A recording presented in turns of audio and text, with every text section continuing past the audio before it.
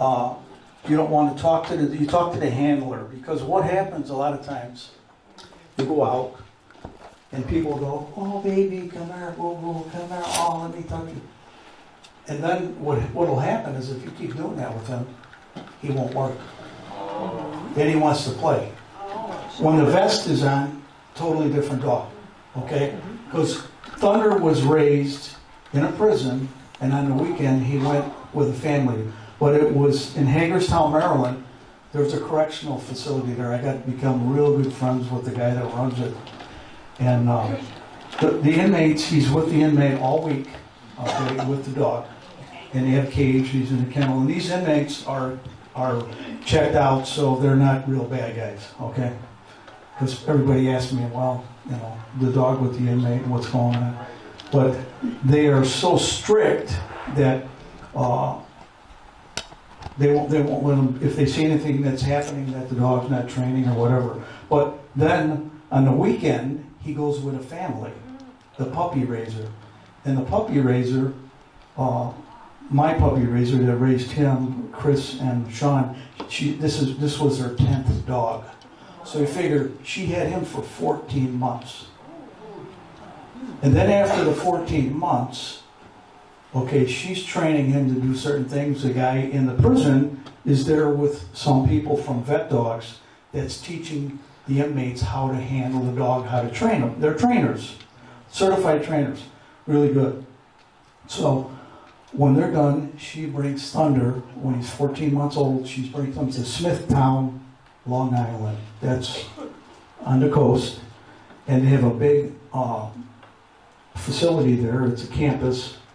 And they have rooms for each inmate, or each person that's being certified with their dog, and the dogs. They raise them there, the puppies, after the mother is bred, okay, out of vet dogs. And then right before the mother delivers the babies, puppy, I call them babies, because they are babies, they bring her there and she delivers them, okay? When we were out there, they wouldn't let us go in the nursery. Nobody goes in there. It's like a hospital. Very strict. And they brought one puppy over one day to show us. There was 10 of us in the class. But the way this happened with him, I spent time in Vietnam in the Marines. If I get emotional, I'm sorry. Excuse me. And I was having a hard time, okay? Through the years, I came back from Vietnam. I was in the Marines. I was a grunt. We ran 3 patrols in an ambush at night. And I was in Force Logistic Commands, and then I was on the airstrip. And we would run 3 patrols during the day and an ambush at night. And that was our job. We were grunts. So what happened to me is when I came, before I went to Vietnam, I went through training. And I fired really good on the range. And they wanted me to go to sniper school, but I wouldn't do it. So they sent me to Parris Island as an instructor.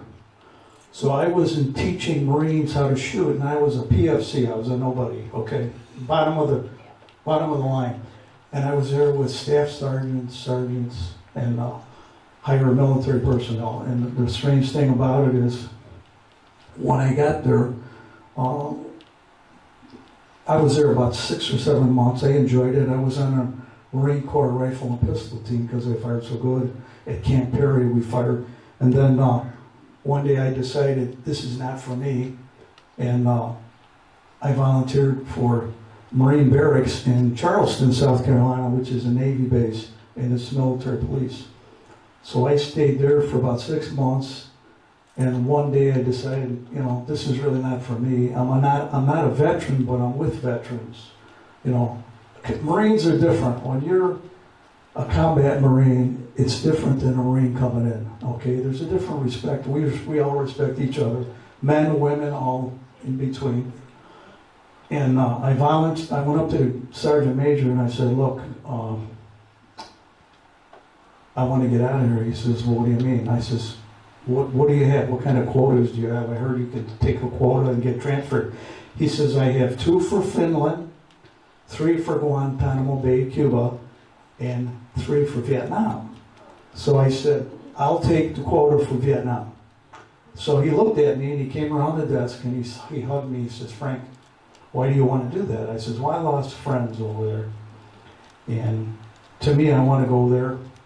I'm a Marine, you know. I'm trained for this. I want to go to Vietnam. I want, you know.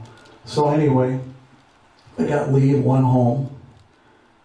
Meantime, I was engaged to a girl in high school. Okay, we were supposed to get married.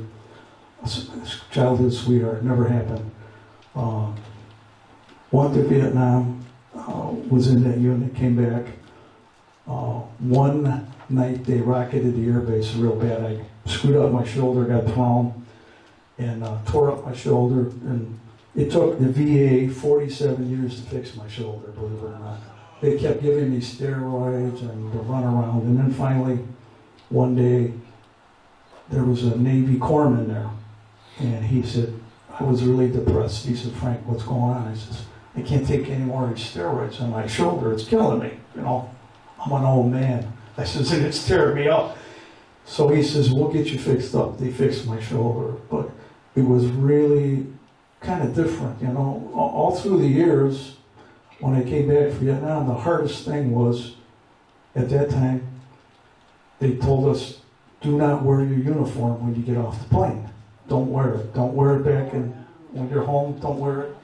And we didn't understand really what was going on. And when we came back, because I came back on a ship for like 30-something days, and a lot of guys flew home, but we came back on a ship and we kind of really didn't do too much on the ship.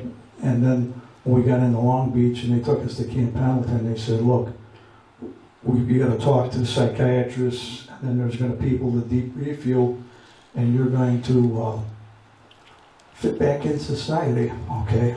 So anyway, to make a long story short, they told us, do not wear your uniform, okay? And I had relatives living in California at the time.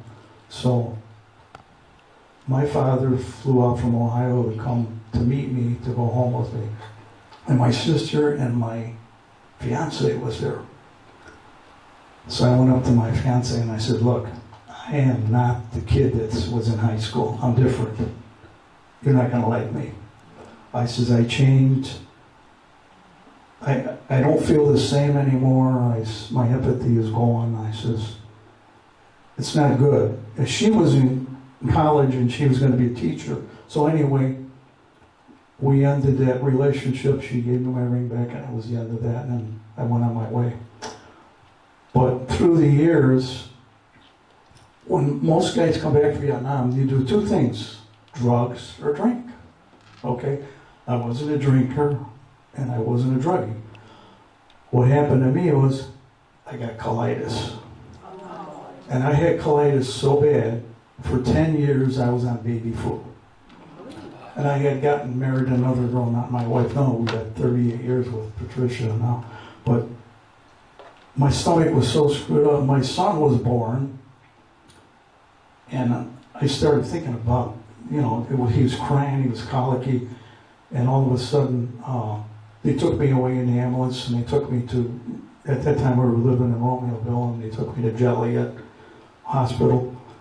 They put me on tranquilizers, 60 milligram tranquilizers. I didn't even know who I was. So a couple weeks later, I decided I'm not going to take these pills, and my gut rotted for years. I just couldn't eat certain foods. I mean, baby food, you could drink tea. It was horrible. And then all those years, I would have these like mini nervous breakdowns, and they were like, I didn't know what it was. Because back then, they didn't know what PTSD was. They had no idea. That didn't come up until the mid-'80s, almost into the '90s. And prior to that, I started going to the VA, you know, back and forth. You know, when you get out, they say, go to the VA and they'll take care of you. It was hard because at that time, I didn't have any disability or nothing. And I started at the VA, and at that time, they were doing the Agent Orange screening. And I met a girl out there, a nurse, and they made a movie with John Ritter. And he was dying of Agent Orange. she was my doctor. Through the years, it was strange because right now I am at stage 4 with my kidneys from Agent Orange. But I'm not on dialysis, believe it or not. I don't know why, but I'm not.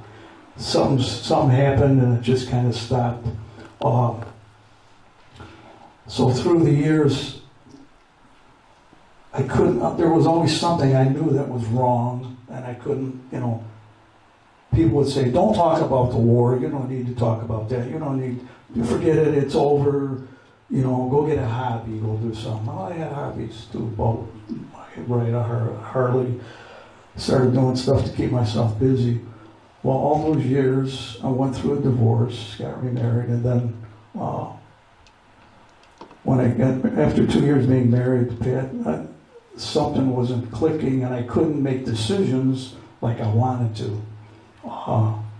It was almost like I felt immature. I thought, well, why can't, if I'm going to do something, I'm going to do it. But I didn't want to make a change, like living, facilities, housing, my job. Any little change would bother me, and that was PTSD, and nobody knew about it. So my wife says, you need to go talk to somebody. So there was a vet center at Oak Park. It was called Help for Vietnam Vets, Outreach Center. I went there for about 6 years, and it was three nights a week. And it helped in a little bit, and then I stopped going. And anyway, all the way up till when I was retiring, I knew something was wrong because I could be by myself, and if somebody comes up behind me or startles me, it's not good, okay? And I don't get violent or anything, and I don't run around with camouflage or tell war stories. I just don't do that. And it just bothered me through the years. So anyway, I retired. And I was really involved with the Masons, the Masonic Shriners, the York Rite, the Scottish Rite, everything. I was amazed because in 2011, I got my 33rd with Billy Pierce, the baseball player, if you remember him. He passed away. He's a good friend of mine. We got it together downtown at the Blackstone Theater. And all the years were going by, I kept myself busy, and I could hide it, okay? So when I retired, I would sit at home and I'd start thinking about stuff. My wife says, you're speaking Vietnamese in your sleep, you're talking, something's wrong. She goes, you need to go talk to the VA again. So I signed up for VA. I go back. I had a couple of counselors, and then I finally got to this one program. It's called PE Coach. It was designed for women in the military that got raped. It wasn't designed for regular veterans. So I went into this program for 6 months. So once a week, I would go on the 5th floor at the VA at Hines, sit in a chair with my arms. Oh,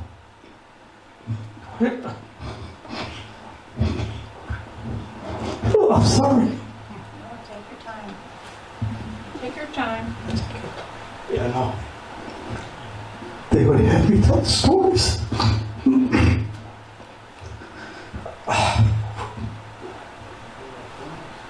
So, anyway, I went through the program, and after 3 months into the program, the doctor said, I want you to get hog's blood, and I want you to put your hands in it. So I looked at her and I said, why do you want me to do that? She goes, well, it'll help you. And I says, I'm not doing that. I said, what if I'm a Muslim? And she didn't say anything, and she was Taiwanese, and we had talked a few times, and I said, Oriental. She says, no, Asian. You do not say Oriental. She corrected me. So after the 6 months, we're sitting there, and I didn't realize it was 6 months, and she says, hold out your hand. And she gives me this piece of glass. Looks like half a jelly bean. And I says, I got a kind of a crazy sense of humor. I says, what is this, my diploma? And so anyway, she goes, no, but Frank, if you want to sign yourself into more therapy. I said, wait a minute, I have enough therapy, So I left, but 3 months into the program, I was driving my truck and I had a stroke. And the stroke affected my left eye. And I couldn't see out of my left eye. I'm driving, so I pulled over and from the Heinz to by the Forest Reserve. And I'm sitting there going, man, what is going on here? So the next day I go back to the VA, and the eye doctor is talking to me. And he says, Frank, what were you doing? He says, you had a stroke in your retina, okay, and it's blocking your vision. So that means your blood pressure must have went so high that it caused a stroke. So he says, we're going to take care of that. Well, I've had almost 60 shots in this eye. And every 8 weeks, my claim to fame at the VA for going through that therapy is I got to get shots in my eye for the rest of my life for this left eye. The shots don't hurt. It's the cleaning part with the soap and stuff. But, you know, it's one of those things. I got mad about that. I was really upset. So after that, I reached out, and was during COVID, and I got this doctor, another psychiatrist, and we were doing it on the computer. So we're talking on the computer, and this went on for almost a year. And one day he goes, you know, you need to tell your family what you did in Vietnam. I says, I'm not going to do that. My family doesn't know nothing about what went on with me in Vietnam. I'm not going to do it. So we left, and then I was kind of in the downs, and my one friend was in the Army, and he says, in Vietnam, we used to work together, he says, Frank, I meet with this group, there's 30 guys. I never met with a group before. Went through a lot of psychiatrists, but not with a group. So, sit in a circle in this room on the south side in Chicago Heights. There's, you name it, they're in there. Black, white, Asian, every guy you could think of that was in the Vietnam War in the area that has problems is in that room. Everybody's got something different. Marines, Army, Navy, Air Force, we were all in the room together. And one day, I'm sitting there and they're all complaining about being drafted, okay? So I'm sitting there and I don't know what made me do it. I stood up and I said, you know, I don't know what happened to you guys. You're all 100%. I look out in the parking lot, everybody's driving a brand new car. I says, something's wrong here.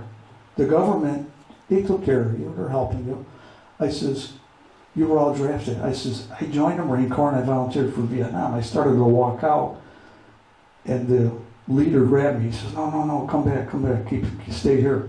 So I stayed with that for about 2.5 years, and then something happened to me. I don't know. I was feeling so down. I felt there's no way out of this, and I was in the basement. And I'm sitting in the basement, and I'm sitting there thinking to myself, you know, well, I know you're all aware there's 22, they say over 22 veterans take their lives a day. What they don't say is the women of the veterans take their lives too, because their husbands kill themselves from war or from depression, and then the woman has to deal with this too, and now she's taking her life. And recently that just came up. They are getting service dogs for women of veterans now that are dealing with that to try to help them. So I'm sitting there, and prior to that, my wife goes, we're at the VA, and she's seen this guy with this dog at the VA, and she goes, Frank, what do you think about getting a dog? I said, I don't know, you know, what's the dog going to do for me? So we went home, and we're looking at the bank center, and we're looking around, and we decided there was a couple of places in the area that have dogs, but the difference is some of them have collars with shockers. Some of them were kind of dirty. They weren't the same. It just didn't feel right to me. So we went and checked them out, and it didn't happen. So I'm still bad. I'm in the basement. I'm thinking, there's no way out, buddy. No way. Because sometimes you want to cry, you can't cry. Sometimes you cry and you can't stop crying. It's embarrassing. And I don't care anymore. I don't care if people look at me and say, this guy can't hold it together, what's going on with him or whatever. Well, that's why I have thunder, okay? After sitting in a basement, I was going to end my life, okay? I was really close. Put the gun down. I'm looking at pictures on the wall, and I see my family and me and my wife we're in the boat with our dogs. We had Pekingese. For some reason, God was with me that day because God, you know, it's a weird thing. I always prayed when I was in Vietnam, privately. And I think He was there that day to help me. He really was. And because I can't think any other way that it happened. I didn't get this magic message or somebody tapping me on the shoulder. It was just the way it happened. And I went to the computer and I started looking around for dogs. And then I found America's Vet Dogs. And I started looking at it and I said, you know what? I'm going to try this. It's an application you do online. So I filled out the application. I sent it in. About 2 months later, nothing. So I'm sitting there and I'm home and I'm going, boy, I asked my wife, I says, in here, nothing, I'm going to call them up. Well, this lady answered the phone, Carolyn. And I'm talking to her and I'm telling her what happened. So in the background, I hear this, like a computer. And I said, Carolyn, what is that? She goes, Frank, I'm blind. That's the computer talking, helping me know what you're saying to me, and it's writing it all down. She says, I've been blind for a lot of years, and I got this job with American Vet Dogs. And Carolyn says, well, let's redo your application. She goes, I know, and I told her the story. I was upset. And she says, no, come on, let me help you. So anyway, I did the application, and after I did the application, I waited and then they called me up and says, you've been accepted. And me and my wife, we walk 2 miles a day on a walk. I get the phone call, I'm really happy, and it really was hard to hold myself together. So a month and a half later, I get a phone call, and it's them, and they said, we have a match. Because prior to that, I had to send pictures of me walking the house, the yard. They want to know if you can handle a dog. Plus, they talk to your psychiatrist. I might be the type of guy that wants to hurt animals. They don't know that. But they have to check you out because they are not turning this dog. The donation for these dogs is $50,000. Okay? The amazing thing is, I got accepted, and the ladies that made this donation are colonial dames of the Revolutionary War, descendants. And the lady that named him, she was a Choctaw Indian from Oklahoma. And she went to the tribe to get permission to name him Thunder. So anyway, long story short, I get done with everything, and they said, okay, Frank, these are the dates. Can you be out here? So they fly me out of Midway, pay for everything. They pick me up at LaGuardia Airport, take me to the campus on Smithtown. And at the van, there's 4 of us that were there that day, and we're talking. We get to the campus, beautiful. And they greet us and everything, so they check you in, got your own room, beautiful facilities, beautiful. And on board there, they have a lunch cafeteria, and they have a chef there that cooks for us 3 meals a day. They treated us like gold. It was amazing.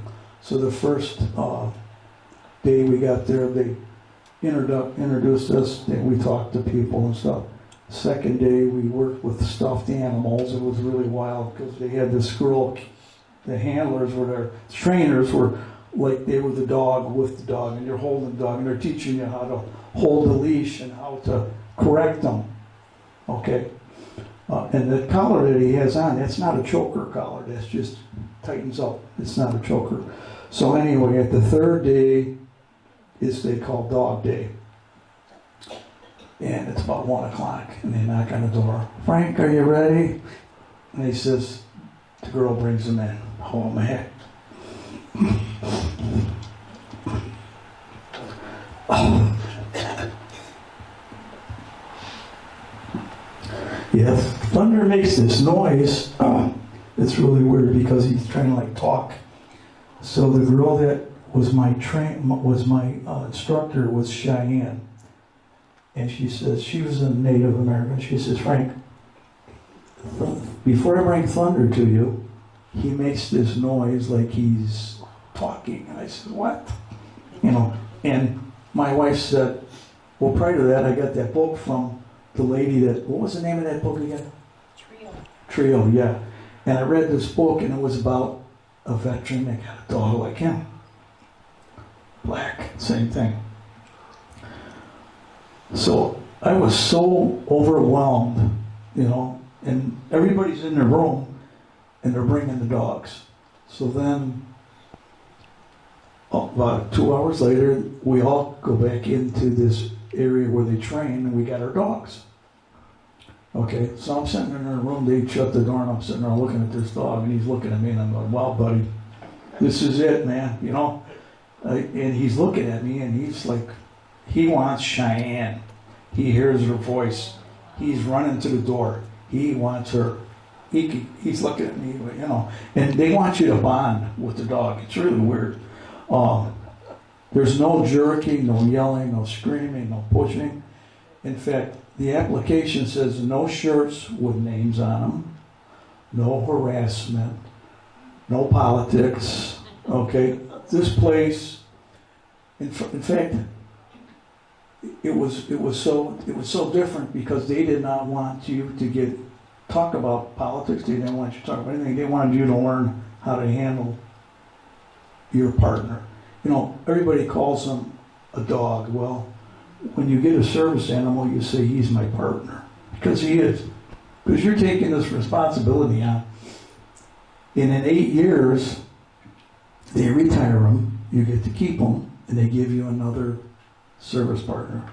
You go through the whole training you got because they're training you to be a handler. You're not a trainer, you're a handler. So you learn everything that he knows. He's already trained, he's all done.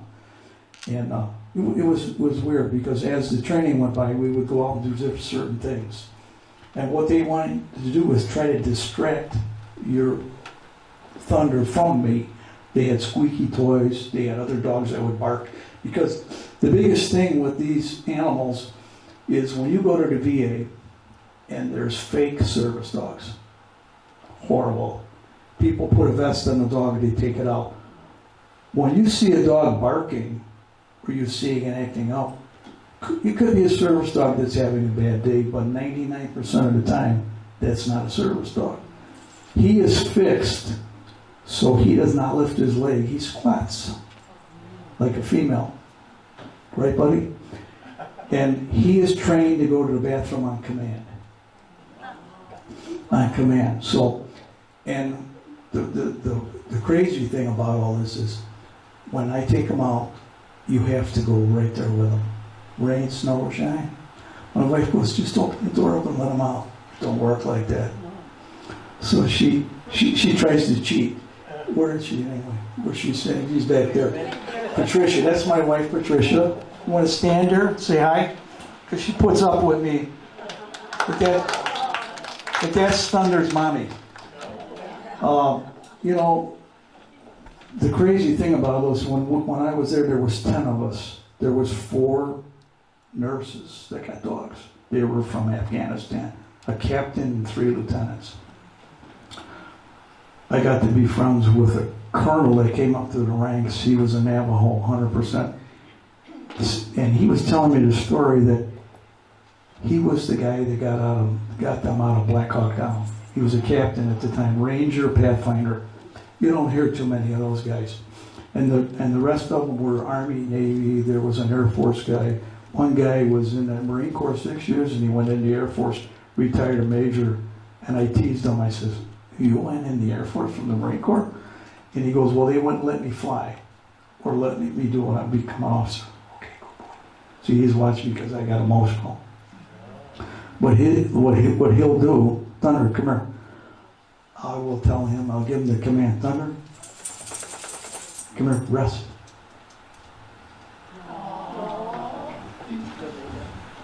See? And when I get upset,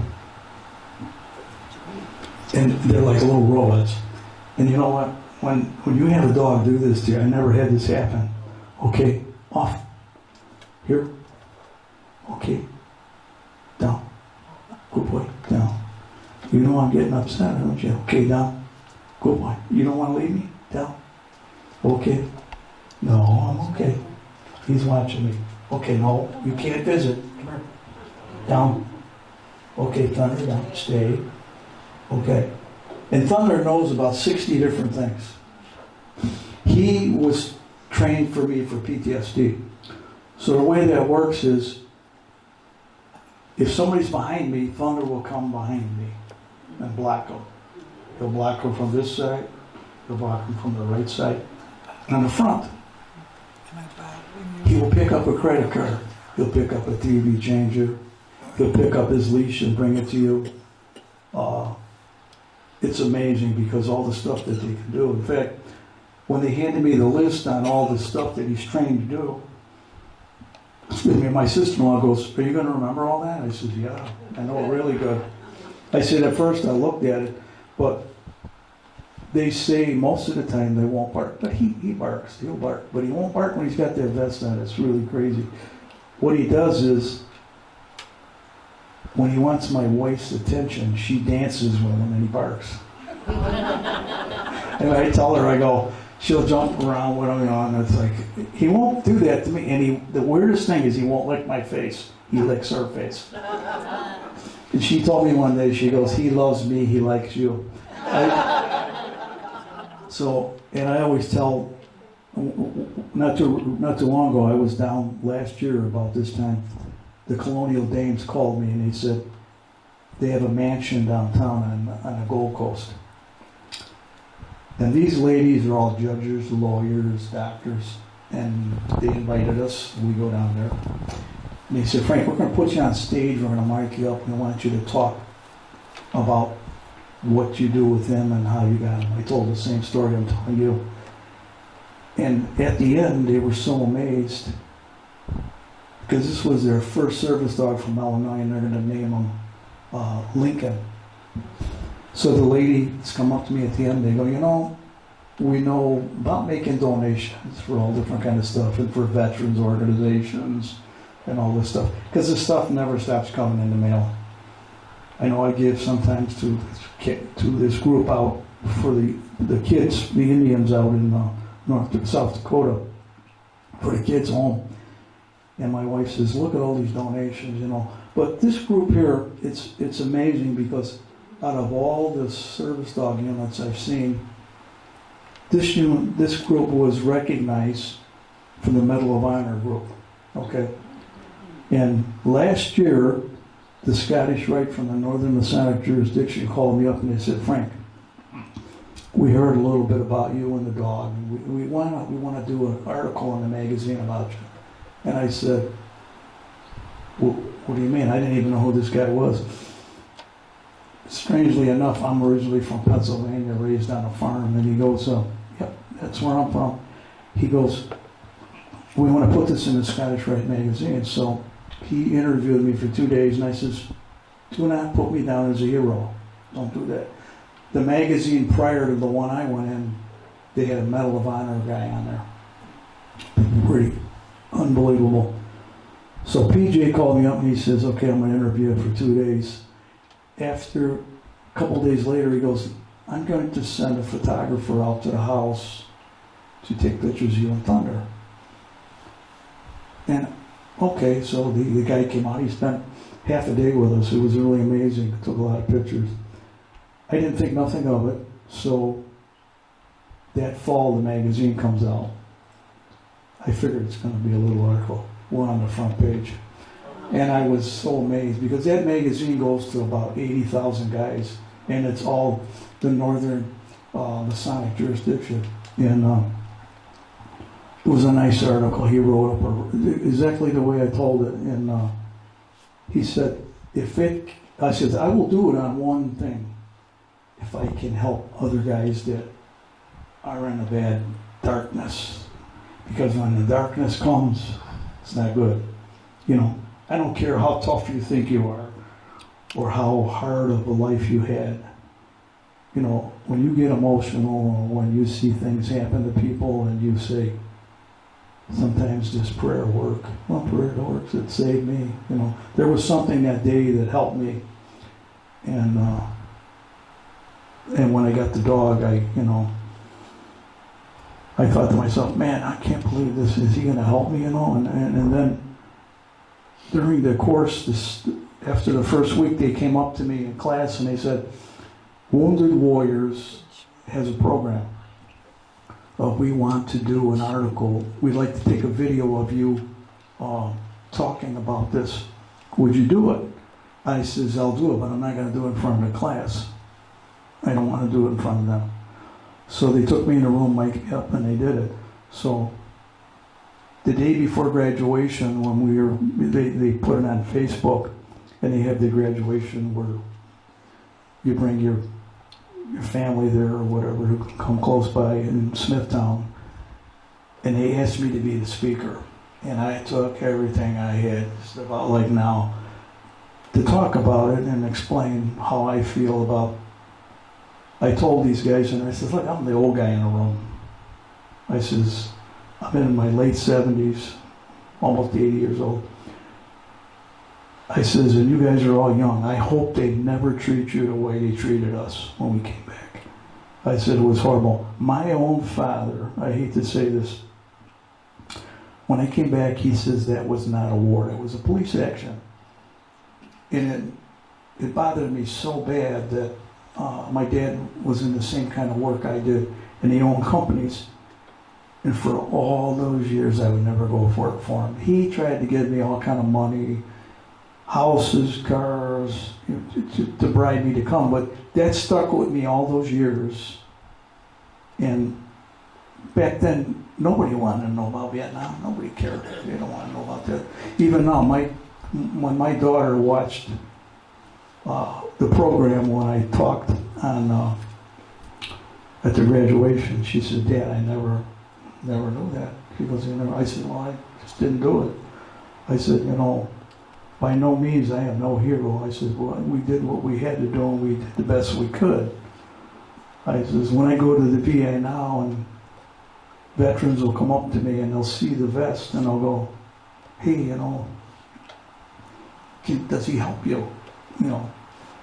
What does he do? And I explained to him, and I'll hand a pamphlet out. I got a bunch of handouts today to hand out to people if you want to hand them out to your relatives.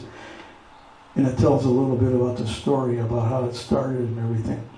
But the amazing thing about this is that Carolyn, we became real good friends. And on Facebook, if you guys, I don't know how many of you do Facebook, I got into it because of this. And I'm like the old timer, and I always tease people, but service dogs are not for everybody. It's a lot of responsibility. I mean, he is with me 24/7 at my side. When I go to bed at night, he's got his bed right next to mine. We've got two in the room and one in the other. With his vest up, when he sees me go to bed, he'll come in there and lay right next to that, on that cot. And if I have a nightmare or I get upset, he's on me. His job is to push me. And, when they train him to do this, it's weird because you're laying in this bed, you got high value treats in your pocket. It's not like an animal in the circus. These dogs are smart. Everybody says, well, that's like an animal in the circus. I said, no, it's not. He's highly trained. I said months and months and months and months of training. And a lot of them don't make it. They get all the way up to where they're going to go to the veteran. If they don't pass the ADA test, they're not a service dog. And a lot of the people there, at Smithtown. They adopt them because they're fully trained. You got to remember, 14 months and then 4 months at Smithtown, then you come pick them home. My biggest scare was when I went to the airport with them at Newark, because you can't take them on an escalator. You have to go in an elevator because their paws will get caught. Okay, some people do that. I just don't. And then the same thing is you give them a little food in the morning, because the one girl told me, she says, do not take your dog at the airport to go busy. Busy means bathroom. Okay, so, and we didn't. We made it all the way there. And as we loaded the plane, it was strange because we were sitting in the chairs, and there was a girl watching us, me and the dog, and it amazed me. She was paralyzed. She's looking at me, and she's looking at the dog. She wanted to talk to me, and I could see it. So they loaded me and Thunder first. The pilot and all the crew were there because they know vet dogs.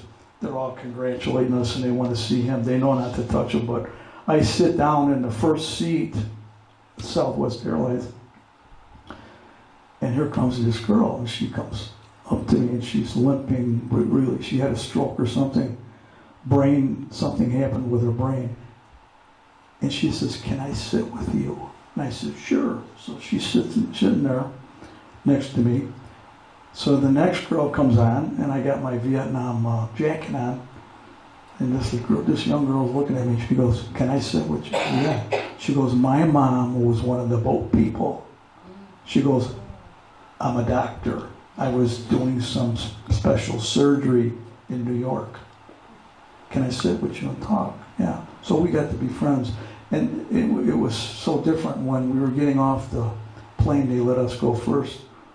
And the girl that was paralyzed says, "Can I walk with you and Thunder?" Man, I almost lost it. So we're here, it's me, Thunder, and her. Everybody's getting out of our way. It looked like the president was coming. So we're walking down through Midway Airport. You know how that is. And we get over to the suitcases, and I'm helping her. Her mom comes up to me, and she grabs me and says, "Thank you for helping my daughter." But she's a teacher at Argo High School, and she teaches kids challenge kids. I have a grandson. He's 18, severe autism. He's like 6'3", 300 pounds. When he starts getting upset, Thunder's right on him. When we go over there, it's really weird to see this, because somehow they know. Even when we came back home, my wife was aggravated. She's doing her checkbook. We're in the kitchen. We got the dog there, my partner, and she starts getting mad. Thunder goes over and he puts his face on her. She goes, "What's he doing? What's he doing?" I said, "Well, dear, you're upset. He's grounding you." Because now he does the deep thing. He'll lay across me. I'm on the recliner, and I'll be doing something, moving around. He'll come and lay right across me. He won't move. He'll stay there. He'll go to sleep there. And it's strange. It's a weird thing. And when I was at the VA one day, I met this lady, came up to us, and she was pushing a wheelchair for her brother. She goes, "Oh, American Vet Dogs." She goes, "My brother's upstairs on the 5th floor. He has the same kind of dog." I says, "Really?" Because I'd never seen anybody out there from American Vet Dogs. She goes, "He's on his 4th dog from them.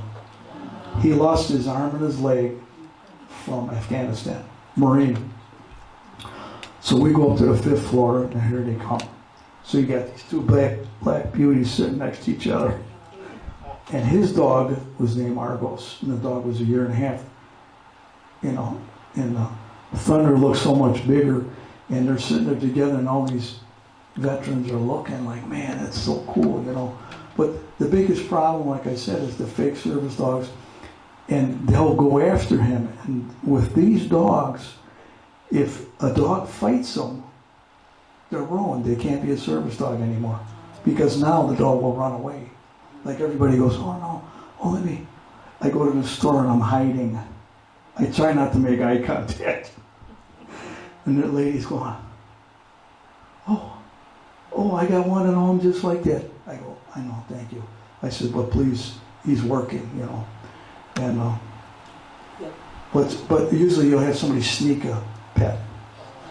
They get by you, yeah, what am I gonna do, You gotta be good about it. And I hand out the pamphlets. I said, look, when you see somebody with a service dog, a service dog, not a therapy dog, or a fake service dog, no matter what, don't touch it, don't talk to it, don't even make eye contact with it. Don't do that, because he's working, he knows. You see how hard he's working. And so anyway, that's the biggest problem. And I try to do it, to be nice about it, And it's like, even my relatives, when we first came home, like when he takes the vest off and he's in the house, he gets the zoomies.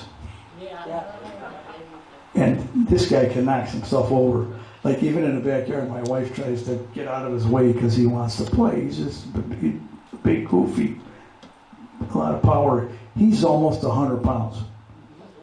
And it's amazing how they're read. But Thunder's dad was all lab, and the mother was like him, 3/4 lab and 1/4 golden.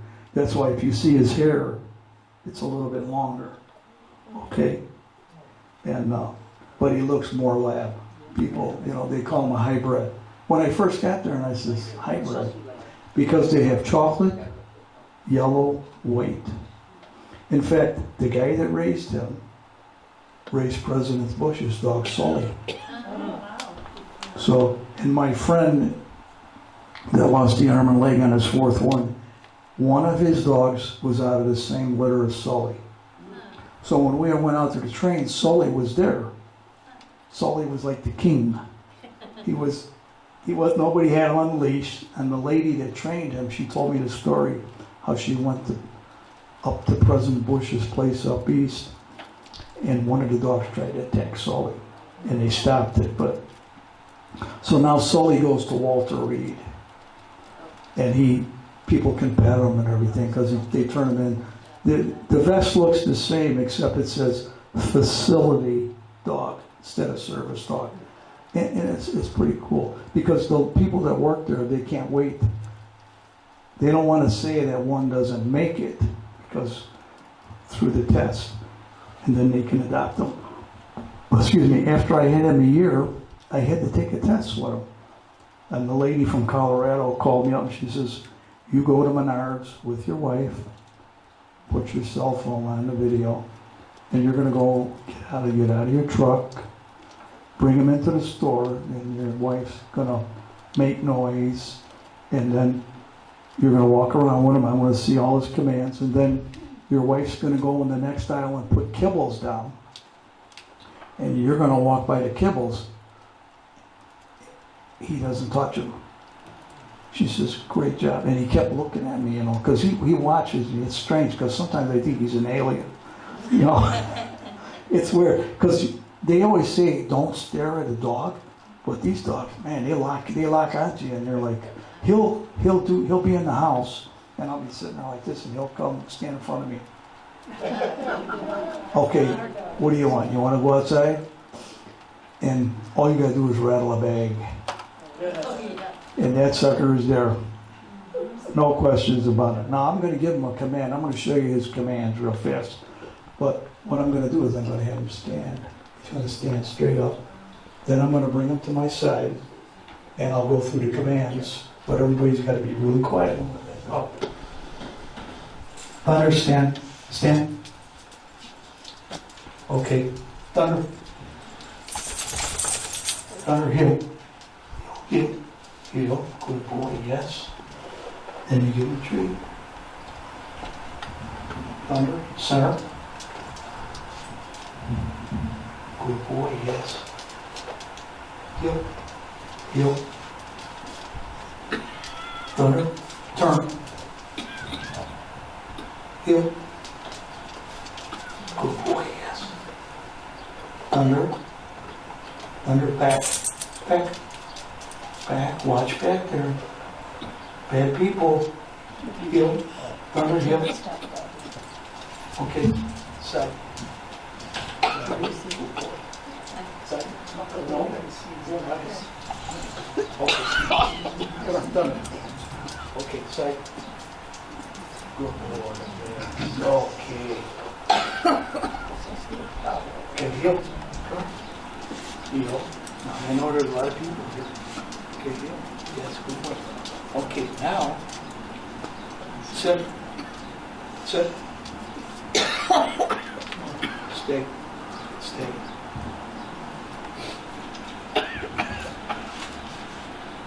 Leash.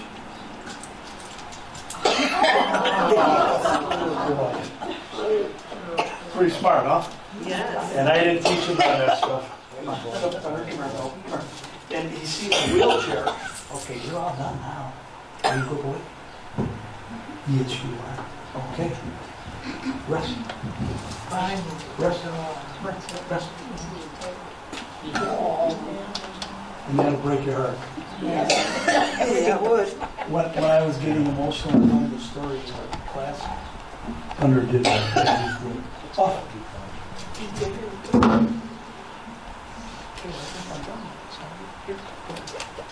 Excuse me, is that what he does when you get emotional, is put his head on your lap? He will. It's strange because, well, no, you gotta do it. Down. See, he wants to. No. Stay. Down. Stay. Okay, good boy. Stay. But what happens is they're trained. It's weird because when I each day they taught us something different. Okay, with the hardest part was learning this. Everybody's going. And one girl, one of the nurses came 3 months ahead of time. And she was in the Marine Corps and she got raped really bad, real bad in Afghanistan. She didn't think she could do it. She didn't think she could make it through the class. So she came 3 months ahead of time. We became real good friends. She says, I didn't want to be embarrassed in front of other people, you know. But the weirdest thing, when I got there, and I seen all the other new handlers, everybody was, you don't ask somebody, well, what do you do? What do you know, why are you here? What's PTSD? You know, why are you like that? You know, most of the time there was one nurse in there that left after a week, and we were outside because they had the grooming table where you can groom them. They had these rakes, and trust me, they shut. And I tried to. He even lets me vacuum them with the vacuum. It's pretty cool. And he just started letting me do that. But she was so, I don't know if it was just overwhelmed because all of a sudden they bring them to you and they shut the door and then you're there. Well, this is it. And he's trained when you go to feed him, you tell him place. He will go to his bed and sit. Fill the dog bowl up. Set the dog bowl down. Eat. He comes and eats. When he's done, he brings the bowl to you. And you give him a treat. But they are so well trained. In fact, one of the guys, when you know you're going to go there, they say, don't buy nothing. Don't buy nothing. We got everything you're going to need. You know, naturally, because those dishes are little stainless steel bowls. He grabs it in his mouth and brings it to you. But when it's chow time, he will stand. It's like the dog can tell time. He's locked right on me. He wants to be fed. But I give him 2 cups a day plus some treats. But everybody says, oh, do you overfeed him, whatever. Thunder was 70 pounds when I was in class. And this vet will crack me up. She was an older lady. She was really a character.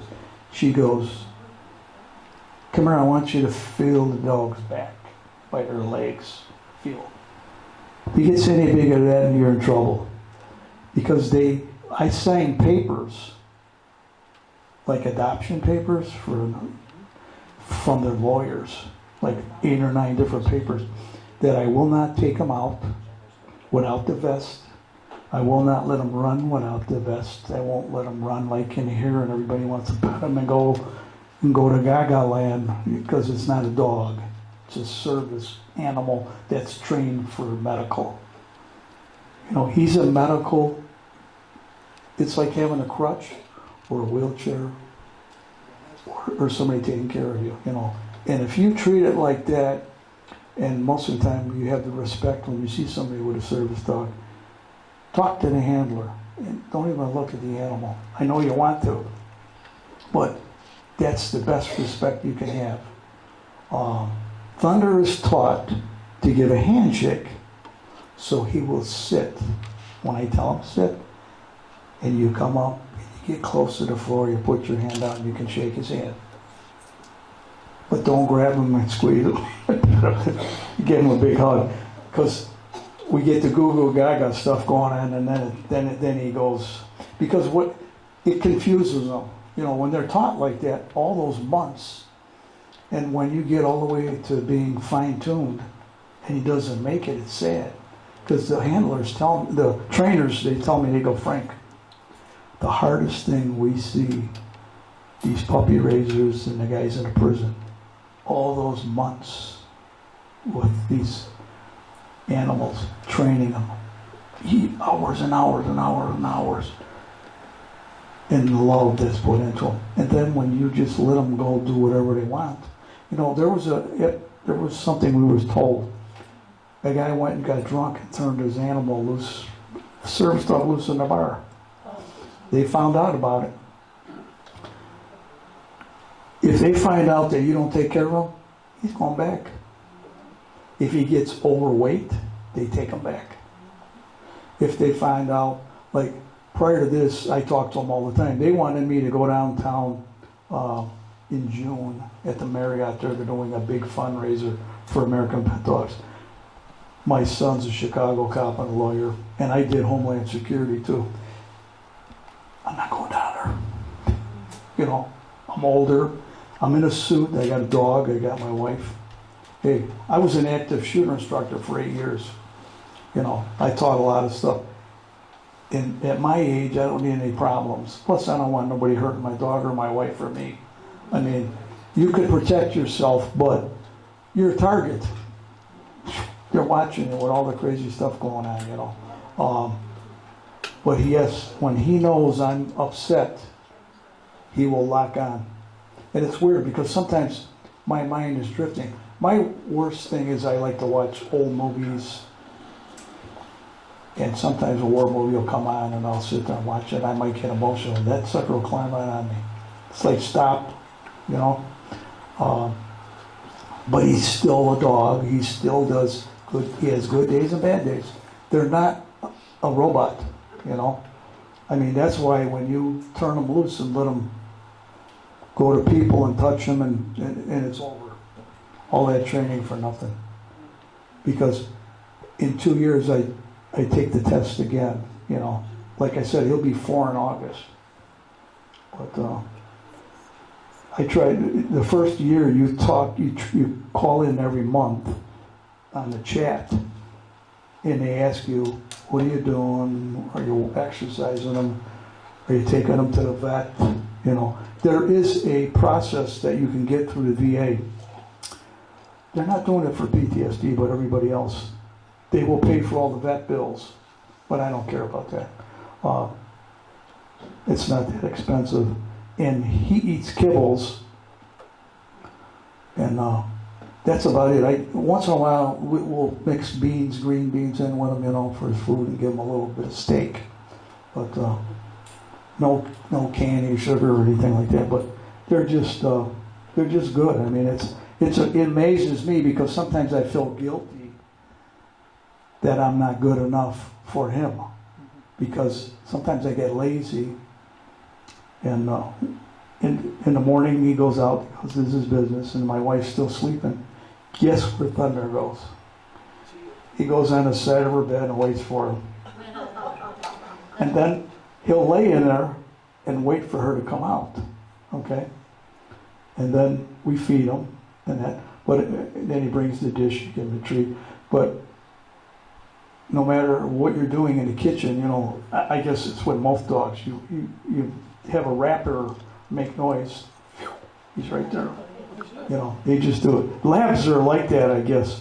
My friend Bill, his is a lot smaller, but if you look at the one from England and the American labs, and like him with he's got huge paws and he's taller, because that's the golden retriever and the lab mixed to make them big so they can balance on them. He's taught to pull a wheelchair too.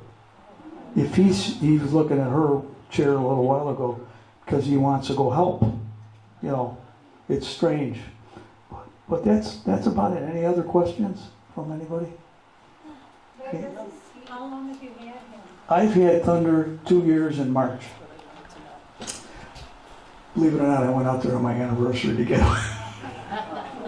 Great anniversary present. Yeah, but dogs, you know, it's weird because people today, if you know anybody that's really having a hard time, or like I said now, the wives of veterans that are taking their lives are getting service dogs. And it's beautiful because the poor lady sits at home and she's like, man, you know, I was with these guys all these years, and he starts whacking out. You know, why is he acting out? I don't get violent or I don't get upset. I don't, you know, want to fight or get crazy. I get road rage sometimes. It's hard because somebody pulls out in front of me and stuff, and I got to calm myself down, you know. But therapy helped. It really did.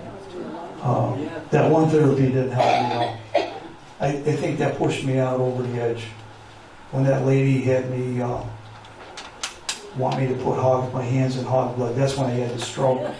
But I told the doctors at the VA, they go, well, yeah, it's a shame, you know, and I don't want to badmouth the doctor, but people ask me a lot of times, they said, how does that dog help you? How can he, you know, what does he do? I said, it's almost impossible to explain. The women that have these, it's amazing because when I was in class and they just bond. But see, the reason why he'll go to a woman before a man is because women train him. Even though he's with that prisoner, the woman's training him.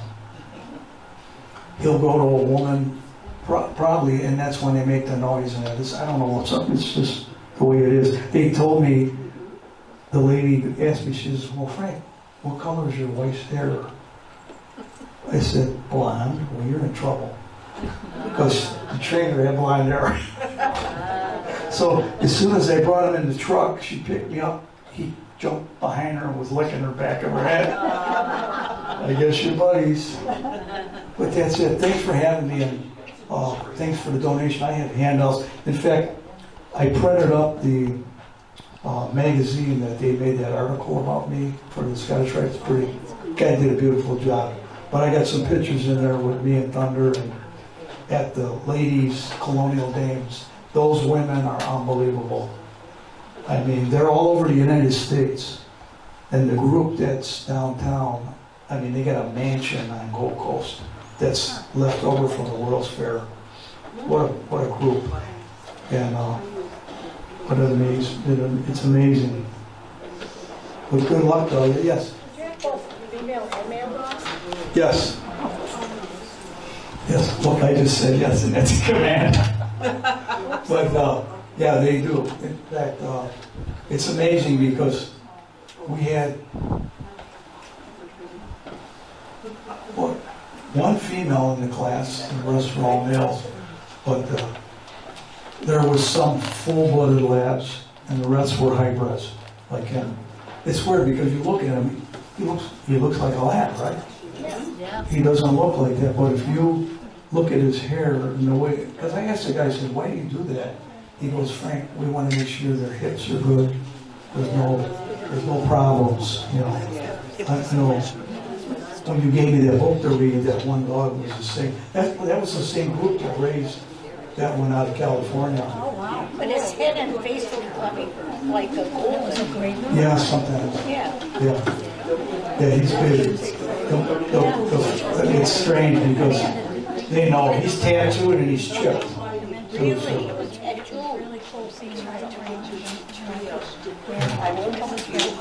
Yeah, they want to go. But with other dogs, he's good. I mean, we have. He won't fight. It's amazing, you know.